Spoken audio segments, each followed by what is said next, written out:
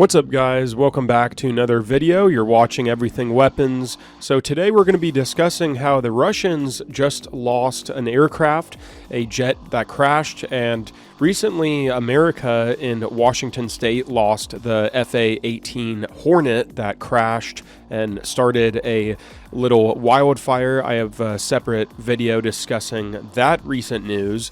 But I'm going to be reading from the War Zone, so all credit to them once again. But a Russian Tu-22M3 swing-wing bomber was seen plunging into the ground, and the dramatic accident captured in multiple videos removes another precious aircraft from Russia's long-range bomber fleet. So multiple videos circulated on social media that show the crash of this Russian Tupolev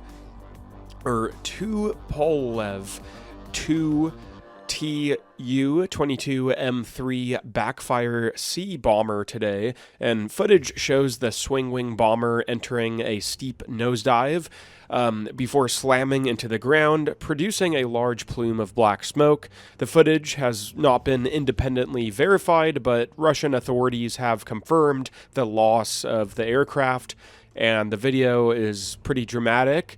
The Russian Ministry of Defense said the Tu-22M3 crashed while making an approach to land in the region southeastern of Siberia called Irkutsk, during what it described as a routine training flight. According to the Ministry of Russian Defense, the bomber was not carrying a combat load, and all crew members ejected safely, and there were no casualties or damage on the ground. Luckily, the cause of the crash has not been disclosed, and an investigation is also underway. And the governor of the Irkutsk region, Igor Kopzev, said that the aircraft crashed in the Bakhyansky district near the village of Kamenka. And Kopzev added that the crew had been found by local people after ejecting and were already getting medical treatment. And Belaya near Irkutsk is important backfire base accommodating the 200th Heavy Bomber Aviation Regiment, and the Tu-22M3 remains a key component of Russia's long-range aviation fleet and has been used extensively in the war against Ukraine to launch cruise missile strikes in standoff attacks, and this makes any loss of the type noteworthy even when it occurs outside of combat operations, as was the case recently with this bomber that crashed, right? But in the Ukraine war, the Tu-22M3 has primarily been associated with attacks using Kh-22 AS-4 Kitchen and Kh-32 supersonic anti-ship missiles repurposed for use against ground targets. This weapon has proven to be very destructive, although not highly precise, for land attack applications, and has resulted in a significant number of civilian deaths, unfortunately.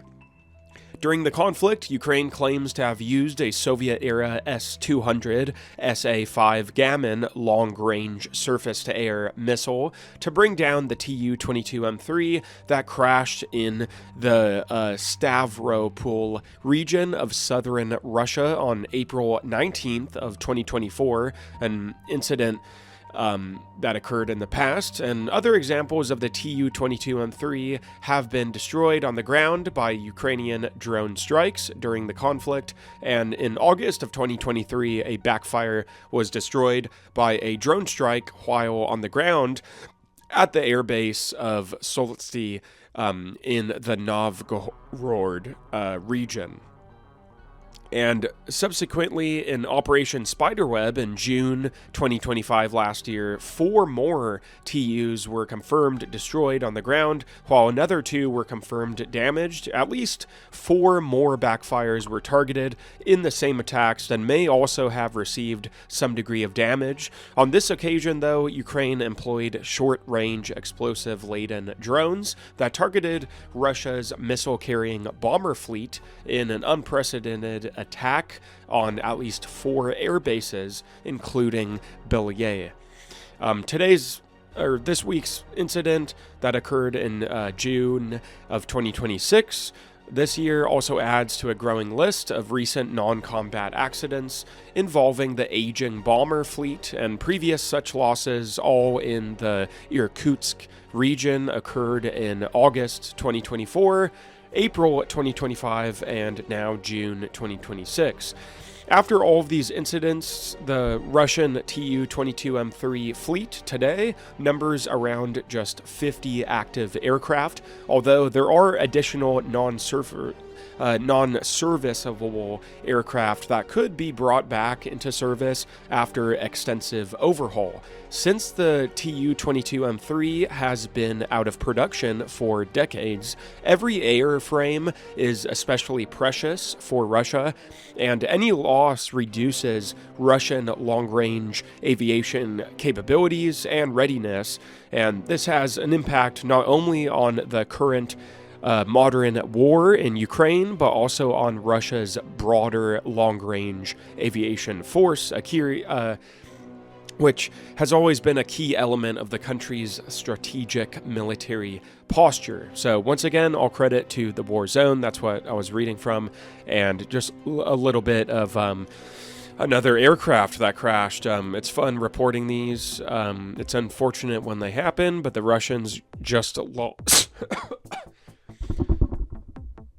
But the Russians just lost one of their swing-wing bombers, and luckily no one was hurt. But thank you guys very much for watching. Drop a like, type a comment down below, subscribe, and ring the bell. Take a look at the older videos on the channel, and I'll see you guys next time.